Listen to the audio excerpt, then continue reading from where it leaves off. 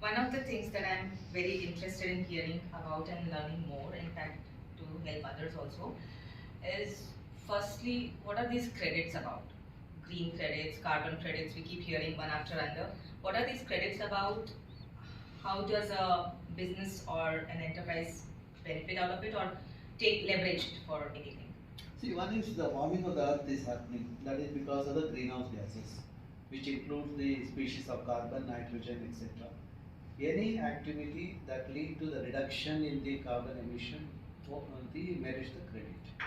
For example, see now the temperature is increasing. Now with the increase in 1.5 degree Celsius, we will have the species loss, the water scarcity and all. If it becomes 2 degree, then we will have much more serious implication like coral bleaching, the loss of species, a higher number. What is 48 species, when it is 1.5, it might become 92 or something like that. And more importantly, the water becomes the critical thing with the changes in climate. And our assessment is that the humans may not survive on the earth. So that's where COP15 onwards we started talking about decarbonization. COP15 onwards. Yes, that is where we started looking at how to reduce the thing. And of course there are two ways of doing it. One is green credit and other one is carbon credit. If your initiative lead to the carbon credit, then you get the kind of the benefit associated with that. Green credit is much beyond the carbon credit, which includes the other benefits like the water conservation, etc. So the green credit essentially, suppose if you take up afforestation, you have the carbon sequestration as well as the water conservation, etc. That merits the green credit. When you manufacture a particular thing, then you are reducing the carbon. For example, I have done the auditing in industry where I have shown that there could be a reduction of about 28 to 42% of energy by the changing of the gadgets, etc. That is where and also having the environmentally friendly technologies. The industry is not having the proper chimney and having the chimney with this, then you can reduce the pollution as well as the carbon and so essentially the technological intervention where you will have energy efficient and carbon efficient technologies which merits the thing. For example, if you look at the household sector, the people used to use the traditional fuel chulas, okay? The switching over to the especially in the rural area to the energy efficient chula or the biogas, that merited the carbon credit under the UNFCCC, the framework for climate change, United Nations framework for climate change. Under that, some of the districts in Karnataka like Kolar, etc., we got some projects which was implemented in a mega way about 10 or 12 years back. So if just to understand this better, if I am a EV manufacturer and I have a bank who's financing my customers to buy the EV, at the end of it, who gets to claim the credit? The manufacturer, the banker, or the customer? The agency which has purchased your the return will be eligible for that. For example, if I am emitting X amount of carbon and I want to reduce it, but I have no other way. But instead of that, you are reducing it. We will buy the warrants or whatever that coupon from you, and then that is what we get the balancing the emissions. So the manufacturer. Essentially, it is the reducing the thing. But unfortunate part would be the big fellows will continue to emit more and more. But the small fellows like you who do the conservation, we will give our this one to them. So that's what is going to happen. And how do the credits kind of work? Like, what do I do with the credits? Let's say the manufacturer gets it, just practically. So See, just trying to understand one is that. the option. The thing is the move is to have the carbon cess. So then when you have the credit, that much cess will come down. That is one way of the thing. So then the second thing, for example, if you are opting for solar energy at individual household level, up to 3 kilowatt, 18,000 rupees is the thing is given by the government. Okay. And above 3 kilowatt, up to the next slab, it's 9,000 rupees. The maximum the subsidy what you get is 9,000 rupees. The soft loans and this kind of incentives are given say for example Western Ghats in our country, We have done the study which shows that 1.2 billion gigagram of carbon is there. Okay, it is doing a marvelous job of carbon sequestration. We should not allow the degradation happening in the system. You know, if you look at from economic angle, it amounts to about 100 billion rupees or 1.4 billion dollars. So now that is the, at the country level we can say that this is the carbon that is stored in our trees which were emitted by the industrialized countries way back. Now when I go to the international forum, I say that this is the service provided by my forest and this is the onus is on those industries to pay us the thing. So similarly, if anyone takes up the large scale afforestation thing, then they have they have to quantify the thing, how much carbon is likely to be stored over a period of time. With that, they will have the carbon credit. If I may just start with your permission, just a couple of points. So some Please of the, be this one. Don't. I am a free researcher. We believe in open learning. okay. So a couple of points. So for example, this is based on the projects that we do in sustainability and carbon area. There are several organizations that, as sir said, emit, right? They have two options to really travel towards their own net zero journey. One is putting their engineered solutions together to reduce their emissions itself, where let's say an energy company like Petronas will decide they're going to shut down their coal energy plants in Pune and Maharashtra, for example, and they will move towards a sustainable energy production. That is engineered. But even after doing engineered solution, they will still not be able to reduce all their emissions. That's called hard to abate emissions, which is very, very hard. For those emissions, they either choose to do projects, finance the climate projects where it results either in something called carbon insetting or carbon offsetting. Carbon insetting is where, let's say Nestle, a company like Nestle, decides to take up 500 acres on a pilot, let's say 500 acres of barren land in Andhra Pradesh, and say they would practice regenerative agriculture practices for development of crops, which works around biodiversity, community, water preservation, soil preservation, and so on and so forth. Anything that protects the nature, that qualifies under carbon insetting projects. Alternatively, they may go and choose to buy carbon credits, which are sequestered by companies like VNV Advisory, which is a carbon credit company. They make their money by working with farmers in producing carbon credits through several means. They create corpus of carbon credits that get sold to Nestle. So Nestle now balances, this is their emission. They do regenerative agriculture. This sorry to interrupt. This is in the form of an instrument. This is a digital instrument. There is no currency. There is no physical form to a credit. It is like somebody said the auditors audit that and they certify that for this 1 year, because you've done, let's say, AWD method of water management practices, it has resulted in 5,000 carbon credits. That becomes a virtual inventory of credits. So that I can buy from that registry. There is a central registry for that. From that registry I buy, and that also has life. It is not that I bought it and then it is eternal. Right? I cannot continue it. It doesn't permit me to continue. Is there an like institution which monitors? There is. Yeah. See, there is a law which is going to come. Yeah.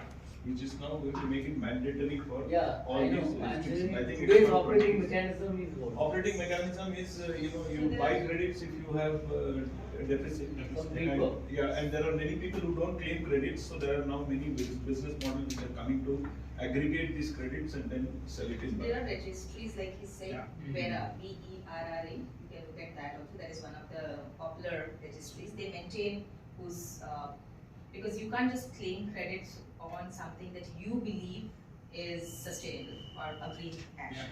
Yeah. That methodology, that process, that action should be an approved process for getting credit.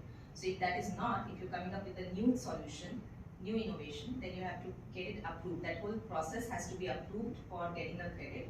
Then you go and apply for credit and then you get it. You will have Whereas Essentially, you are like to do a the quasi-governmental Yes. institution. Whereas like a It's an quasi-governmental. international, Yeah. recognized institution. But private party. Or I mean like UN. Yeah. So IPCC essentially the UN has organized a few It's not one government. agencies as the recommended agent, not recommended, they are authorized agencies for auditing the projects and then issuing the Maintaining the credits. registry of these. For example, in India we have something called UCR, which is Universal Carbon Registry, which has been there for 2 decades now. Only probably recently with sustainability taking the main stream, then it's come to play. But otherwise, carbon credits have been traded for the last 2 decades. Nobody knew about it so much. It's not a new thing, right? And now nature as a means for decarbonization is what a lot of organizations are looking at. Just last one point, I think, if I'm not mistaken, sir, any company that's clocking over 500 crores in revenues, it is mandatory for them to disclose in their balance sheet what is their disclosure. Essentially, the government started saying that everyone has to now start disclosing their emission. That's the first step to start putting, arrest the problem of emission rates. Whatever you can measure, you can control. That's the whole idea. So Actually, there are a lot of things has to happen in the system. Still it is in a very initial stage of the thing. Probably once we start practicing, we Yes, will sir. have the result. See, one is, say for example, if you have afforestation, we know that per year how much carbon is going to be sequestered by the vegetation. Based on that, you can have the social cost for carbon per ton. Based on that, you say that what is the amount that's on. And that is what people buy it and this one in the international market. That's what happened. And one other thing is, the most important thing is the auditing becomes this one. Now of course, in the industries have the environmental auditing regularly because they have to get a consent for operation every year, once a year or a 2. Now, similar to that, or a part of that, you will have the carbon, the auditing also within the industry, wherein you are going to demonstrate what was your carbon footprint and how much you are reduced because of the technological improvement or the working environment improvement. So by that, you will show that what is the thing, as she rightly pointed out, solar. Now, if you look at Karnataka, which was, mainly the fossil fuel and hydroelectric power based, today, 31 gigawatt out of that 50%, 48% is from the solar, the renewable energy. In that, again, another 45% is from solar, and the 25% from the wind, and 2% is from the biomass based thing. These are all the candidates which merits the carbon incentives. I understand that from 2026 there is going to be carbon tax in India. It means every company Well, which is when you generating. traveled, you have paid already. Yeah, no, the companies are going to be imposed this tax. That And concept that's going is to- there for the last decade. No, or but so. it has become, Parliament has passed it and it will be Yeah, implemented now from the 26. recent, you are right, that is right. So that once it comes, then at least there is some way of penalizing companies which are, doing such a large carbon footprint. Unfortunately, this whole thing looks to be a farce to many people because, Yeah. there is no way by which we know what is actually being Yeah. done with the environment. See, there is the initial stage you are in. Naturally, over a period of time, like. No, but what happens is large corporates, they will tend to dominate. They just pollute and they just buy credits, right? That doesn't actually help. The most important thing is, unless there is a social sort of understanding about what we are doing to the environment, So that's- corporates will continue to just balance it from like a balance sheet. But the real pollution or the environment is getting detrimental. The water is going bad. That is something which nobody that's does. where the customers and investors have a role to Yes, play. that's exactly. So it's more Now, about. for example, if you social look at right. Tata's, way back even before my birth, they introduced the wastewater treatment plant, wherein they also demonstrated the environment friendly option as well as the carbon reserve. So when you treat wastewater, you are also bringing down the carbon footprint in the system, methane and other Absolutely. things. There is So no that doubt. is. But if you see the entire, the No, number I was of about to companies- tell you that. At the same time, we also have industry. For example, textile sector Very polluted. was kept away from EIA, environmental impact assessment, just because the man who was in the textile sector was very close to the previous government. Okay. And that's one of the polluting businesses. Because of Happens. both the carbon intensive as well as the Waste. highly polluting with the dyes getting Chemicals into the and- thing, yeah. heavy metal getting into the Hazardous waste system. coming out. That does come. So, keeping a stop on the credits discussion for a minute and going towards renewable energy, just to understand, even if we don't talk about every government and structure, But if you could give some idea on what exactly is government incentivizing in this space and how can businesses leverage that? See, when you look at the energy sector, essentially the renewable energy, as per the assessment is about 1,50,000 megawatts, the potential the state has.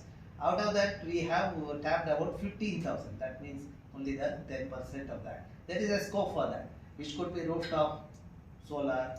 See, when you talk about the electric vehicle, you are talking only from the operational point of view. But if you are using electricity which is grid connected, which is again a fossil fuel, that is not the carbon efficient. Correct. So suppose if you demonstrate that my energy come from the solar power or the renewable zone, that is where the state has to move towards the renewable energy part.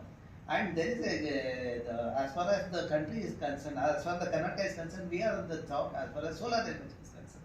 We have 2000 megawatt solar park at Pavagada, and many such things are coming up in various parts. And rooftop also, when I talked about rooftop solar PV sometime back, I also insisted for incentive based generation. So when I was put in the committee, the government was asking me, the bureaucrats were asking me, why should we pay the people? My argument is that when you generate electricity and supply to the customer through your T&D, you are losing 30%. The 30% of electricity. Instead of your loss, if I generate and if I use it, you give me that much money to me. So that's where 7 rupees 54 paisa was per unit was introduced about 8 or 9 years back. And many institutions have 20 years MOU with the BESCOMs. In the process they have benefited. 7 rupees 54 at that for 20 years is a remarkable thing. The revenue they are getting it, and also the carbon footprint also comes out. Many schools and colleges and the other institutions have taken advantage of that. So that is what should happen in the system. Okay? So if, let's say in this building, we actually go for solar rooftop, will the private business here get incentivized? Will they get the incentive? They can You have to prove that you are the sole this one, and how much you have brought down the fossil fuel consumption. And which See, is for example, if you are using let us say 2000 units a month, if you show that the 60% comes from the solar, then you can this one, that is also brings down the footprint of this one. Or if you generate it and supply it to the grid, again you have the both economical return as well as the carbon credit. And for example, right now in Bangalore, if we do this, let's say all our investors and founders, they go and they try to do this in their offices, which is the body that they need to go to for? No, one is you will approach the cradle for the initial this one. Then they, of course, the agencies which come for the carbon thing is still this one. When we talk about the industry auditing, for ISO certification, what is the kind of the situation we had about 15 years back? Now there are many institutions like CII and all have come, and we have the auditing happens and the certification, ISO certification. The similar thing, my guess is the same agencies which are doing the ISO certification will be the thing for the carbon also, because they will be equipped with the knowledge, required knowledge to do this kind of assessment. But for my claiming of my 60% of solar power incentive, I have to go to the electricity board. You will go to the BESCOM for get the initial subsidy and all those things. That okay. And second thing is that operationally you are bringing down the carbon. There is a subsidy at the initial stage, and the second thing is operationally you are saying that your carbon footprint is substantially more. So that time you have to you have to get the auditing done, and then you have to submit the audit report from the certified auditor, environmental auditor, and you. In fact, for residential buildings, if one has to get a permanent electricity connection, it is mandatory to have a solar panel installed on the rooftop, where it is running some amount of solar. The water heater also. Solar Exactly. water heater as well as the It has to be PV. In Karnataka. In Otherwise, you don't get permanent. No, that way Karnataka is very progressive as far as the energy sector is concerned. So then you get subsidy initially, but afterwards, if you install solar panels for running your electricity, I don't know if there is a further incentive, but it obviously reduces your electricity by significant No, cost. that what happens if you are supplying to the grid? Then Supply to the grid, this yes. one that suppose you have consumed 2000 units Correct. a month. And if you are supplying about 3,000 units, then 1,000 units Yes. you will get the. At 9 rupees per unit or something like No, that. it used to be 9. Now it is 2 rupees. 50 Oh, paisa. okay. The cost has Cost is significantly Cost higher. has gone up. Because I know some of my friends with 4 acres, 5 acres land near Tumkur, they used to actually they have put for 15 years, they have put solar panels and supplying back to the grid. It's a 25-year contract that government makes with farmers to supply.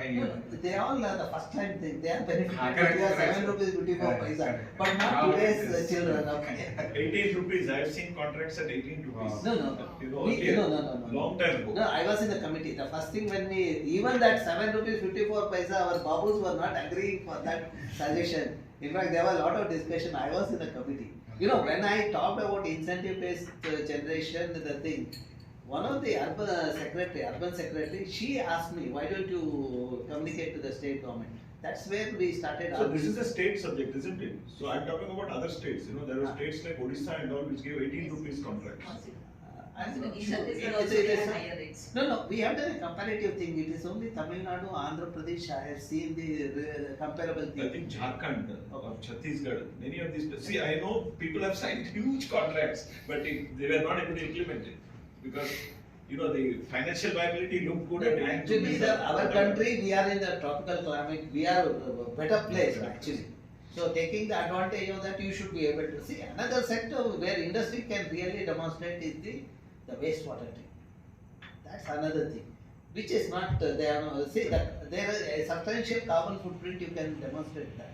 You know your the effluent and this. Second is environmental. You can seek for green credit, which is higher than carbon credit, so that you are not polluting the thing. At the same time, you have brought down the carbon this also. Because if you leave the effluent and the sewage from the industry as it is, the methane generation happens. Methane has the global warming potential 21 times higher than this one, and also the nitrous oxide, which has about 500 times the global warming potential.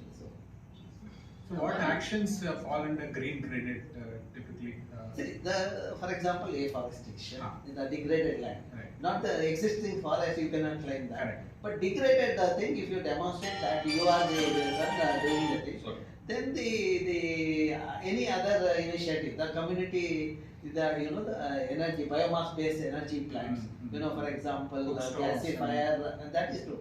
For example, UNFCCC gave a lot of project to implement in Kola. Mhm. See, that is the time I had talked about the renewable energy, what is the method to quantify and all those things. Based on my work, some of the enterprising agencies came forward, they took advantage of that. Wonderful.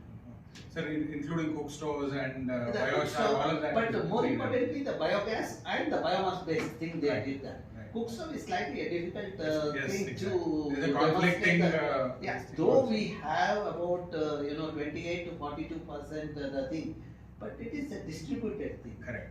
Whom you will pay the thing. There is a thing. Whereas this other unit you are having 30 megawatts or 60 megawatt, you know that how much carbon Correct. footprint you have brought up. Quantification become easy. Easy. This is under the social green credit. Some amount is paid by the forest department under the eco development program and such thing. Okay. Oh, great.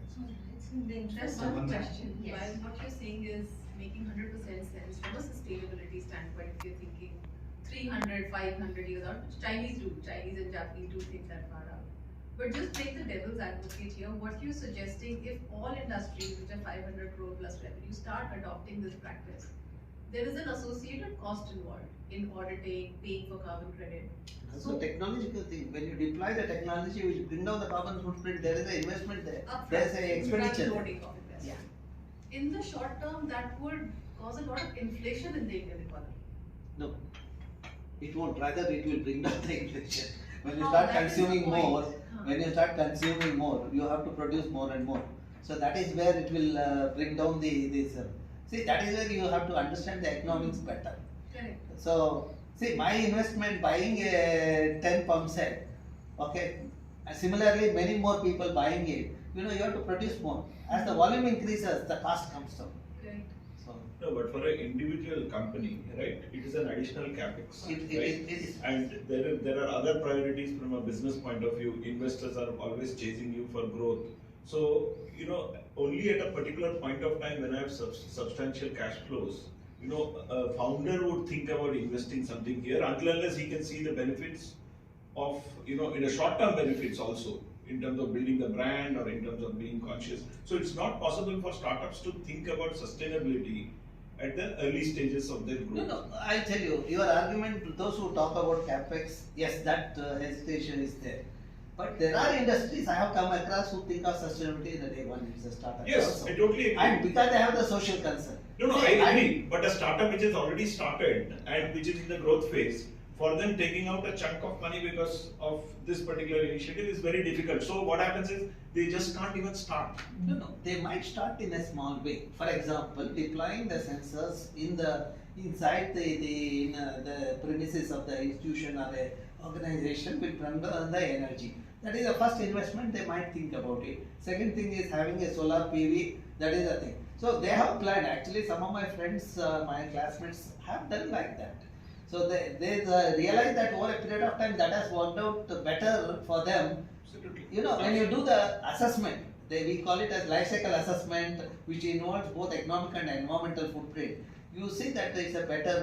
I totally agree, but what I'm saying is the percentage of such people is a very small percentage compared to the small percentage because of lack of knowledge. lack of awareness. Awareness. Okay. And So the maybe day lack when of people start penalty understanding. Penalty problem. Say for example, when shareholders, environmental reporting started happening in the AGM of the companies, I saw the improvement happening in the company, the environment sector. The same thing should happen in the thing, and which will happen when the government says it's a mandatory. Yeah, but even long term, I totally agree with you, Hari, but it is awareness. So there has to be a plan set in place for that, right? Just as people are now educated on regulatory requirements, a lot of startups did no governance. I think this sustainability has to kind of start for people who are going to start, right? So that has to get in place. So when these guys get at that level, they are thinking about it. But people who have already started, I totally agree, it's very hard. I will go to even a fundamental level. Let's look at the river, Ganga, right? So the Ganga is flowing all across, right? And it's a very important, it's like the lifeline for the entire country, right? But you just see the number of polluting industries who flow into Ganga, and it has been happening for years together. Right? Let me also, because IITs are involved, what was the situation 2 decades earlier, and today there is a remarkable change. The wastewater treatment is happening, if not 100%, at least 55 to 60% it's happening. Ganga is not as polluted as it was the thing. Sir, totally given, totally agree. But what I'm saying is, you can have industries which are doing fluid treatment and then putting the water, but if you look at the total spread and the number of polluting industries, smaller industries, very, very large. Very large. So on one side, it's like a leaking bucket. On one side you're putting something, but on the other side, it's But still continuing to leak. regulations are coming in. So until and unless, the moment you have regulations, again, the whole landscape changes very differently. Why is that on to this? So I come from the industry which is higher, creates maximum number of regulations.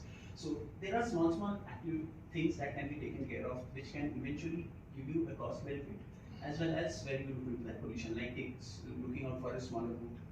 Then when you get into within city, we can use EV vehicles, which is giving me getting on my operational cost as well, because if I go for a diesel run vehicle, I need diesel to run the vehicle plus to run the AC. So here what we do is we take the diesel vehicle into EV, and we take AC can't be run on the batteries and all, so we take this. So eventually my operation cost is going down, and which is giving me a benefit in terms of getting the carbon footprint down as well.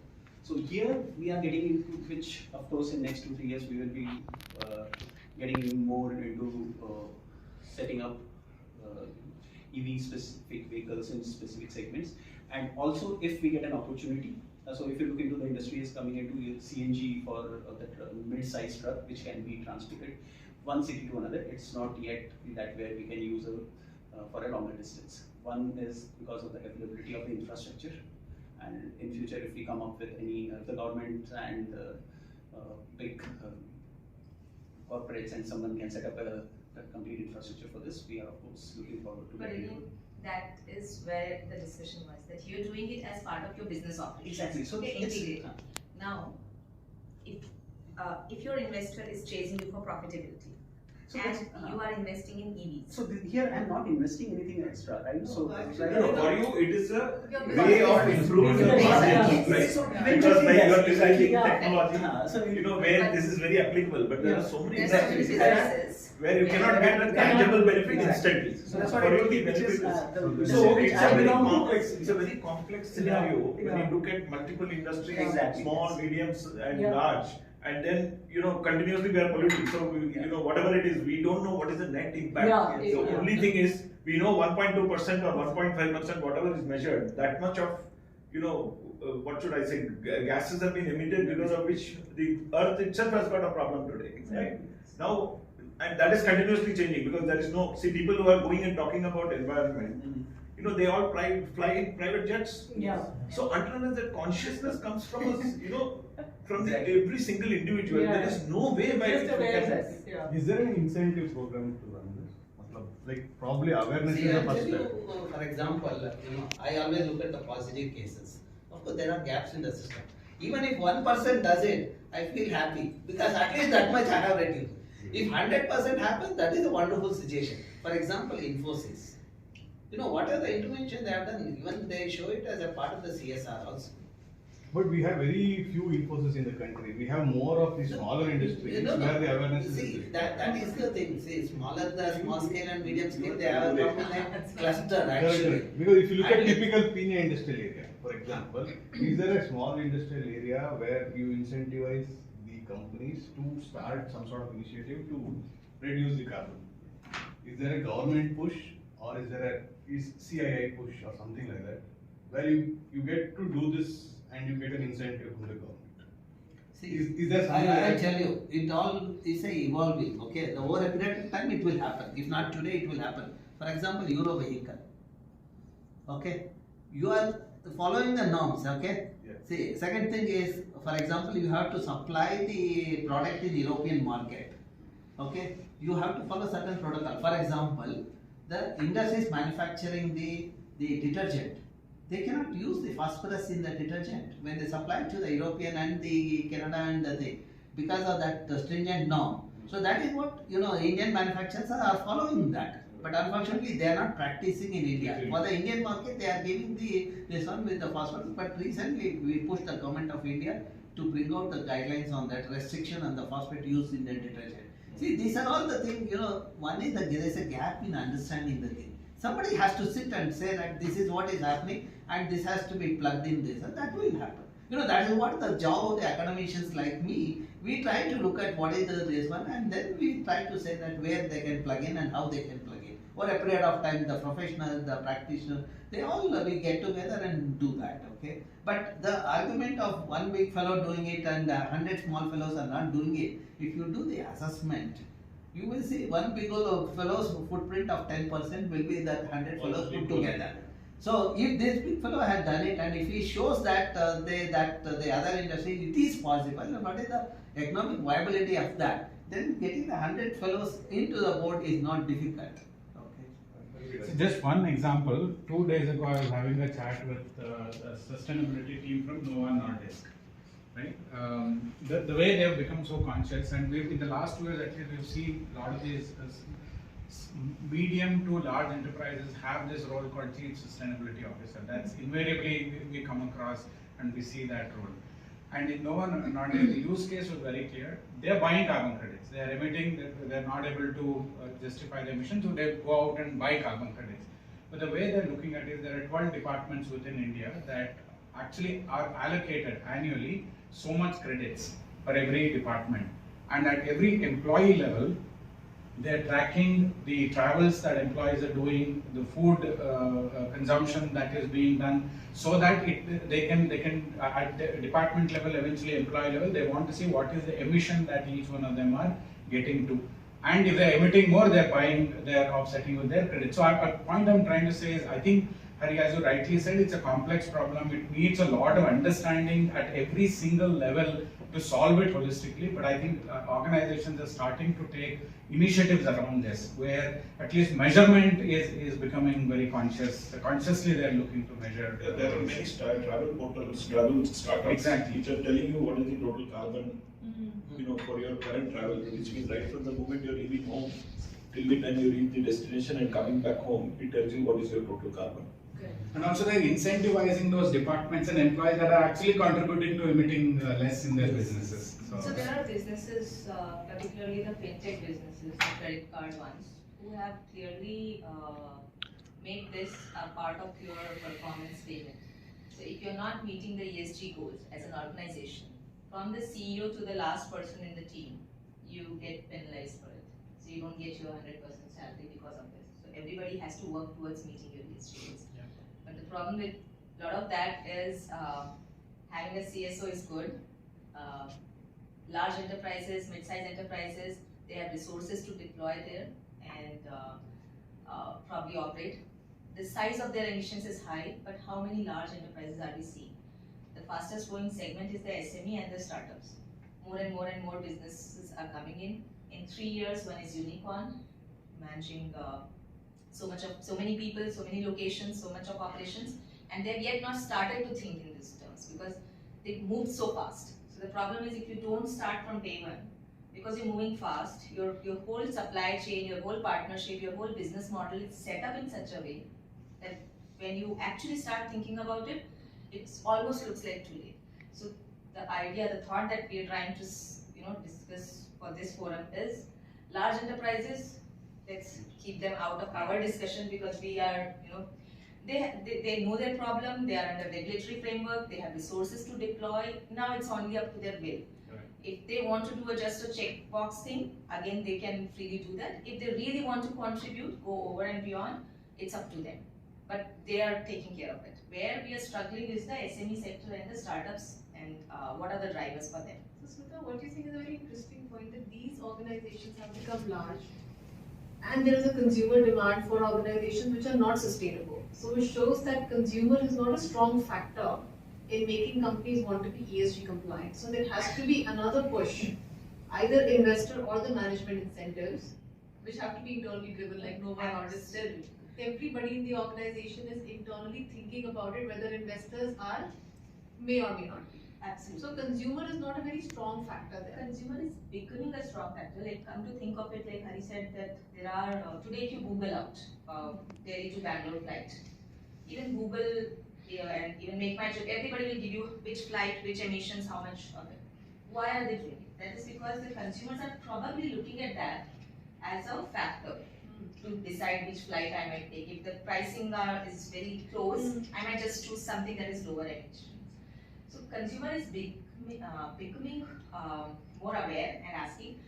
Thoda sa Indian consumer is different compared to other consumers. We are more value driven, so humko whatever is in the lowest price, maybe sometimes we get tempted with it, but consumers are changing. Actually when you get the fuel, you are paying carbon tax. That is when they have to show that this one, see they also recover from the customers, okay? Those who, when we fly, we are also paying that. It is not that they are paying from their pockets. So this carbon tax, whatever they are collecting, is it deployed for environment or it is just used to give it to the government? Well, it is, see, the whole chain, it goes finally to the government. So that is it. So they're supposed to find carbon financing is supposed to go back to the ones that are actually sequestering. You collect money for particular. Correct, absolutely. You don't put it there. It doesn't. So today, if you see again one statistic, there's one large project today when we keep talking to a lot of these carbon project developers, especially when we look at what is the farmer getting. He's the one who is doing all the activities on the ground to sequester carbon. But what is he getting? On an average per acre over 1 year. If someone is growing paddy, they get 800 rupees. As a farmer, I get 800 rupees only per acre. And in that, 35% is going to the carbon developers, another 30-35% is going to the agencies that are required to be auditing this and complying to regulations. And there is very little percentage that goes back to farmers. But a lot of carbon project developers are very consciously doing that. They are bringing at least 20-25% of finances back to the farmers. Actually, you have to demonstrate that you are carbon neutral or even in the farming sector. That means you have to bring down the external input like fertilizers, exactly. etc. And your tilling practice has to be this one because during tilling you have the the Energy more of the consumption equipment, and, yes. the carbon emission, Sure. whatever is in the soil get Okay, escaped. yeah, Okay, yeah. in the form of emission, No that is doubt. how, that budgeting becomes a very, this one, and it is a quite massive exercise people do that. Yeah, and very manually resource intensive today to actually do all of that at the ground level. See, one is the agroforestry is one, it shows that it is a more a carbon friendly, the other thing. So that is one of the things we can promote in a degraded land, which gives the economic benefit as well as the carbon